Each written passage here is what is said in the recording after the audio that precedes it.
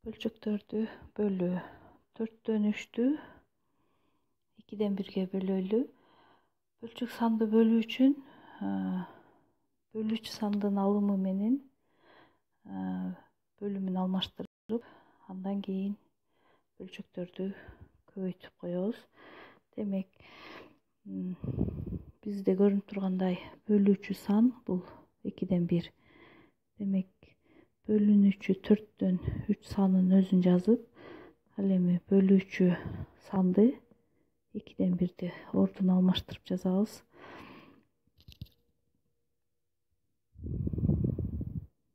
Көрүп тургандай 4 менен 2-ни кыскартып жиберсек 1, эми 2.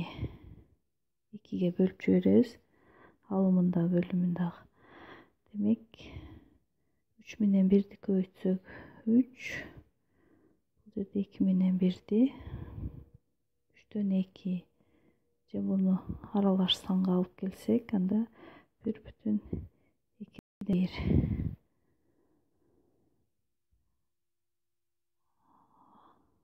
Чыгарганыбызды бизге берилген 4-төн 3 4-ту 4 бөлүккө бөлүп 3 бөлүгүн алып, аны 2-ден 1-ге бөлөлү. Ушул 4-тү 2-ден 1-ге бөлсөк,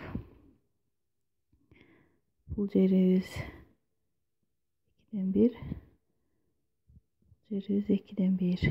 Демек,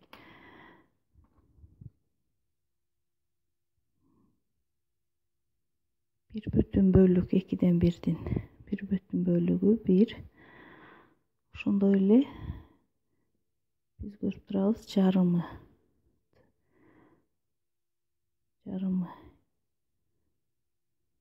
Bir бүтүн бөлүк жана 2-ден 1. Ушул bir бүтүн бөлүктүн жарымы. Демек, бизде келип чыккан 1,2-ден 1 саны туура экендиги көрүнүп турат. Ошондой эле 3 санын бүтүн санды 4-төн 3 бөлчөккө бөлөлү. Анда биз бардык бүтүн сандарды 0дон башка аны бөлчөк түрүндө жазсак болот. Ал эми кийинки бөлүүчү сан мында 4-төн 3-тү алмаштырып жазабыз. 3-төн 4. Демек, барабар көрүп тургандай 3-төн кыскартып берсек 3-4.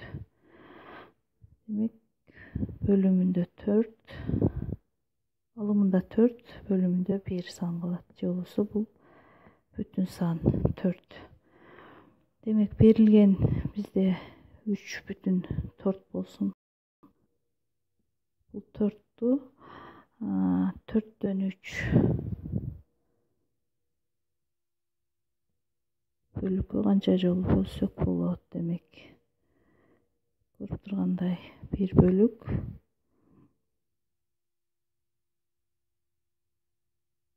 2-нчи бөлүк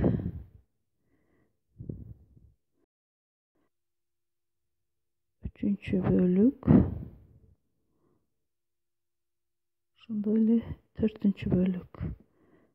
Демек, биз чыгарган 4 бөлүнгөн келип чыкты.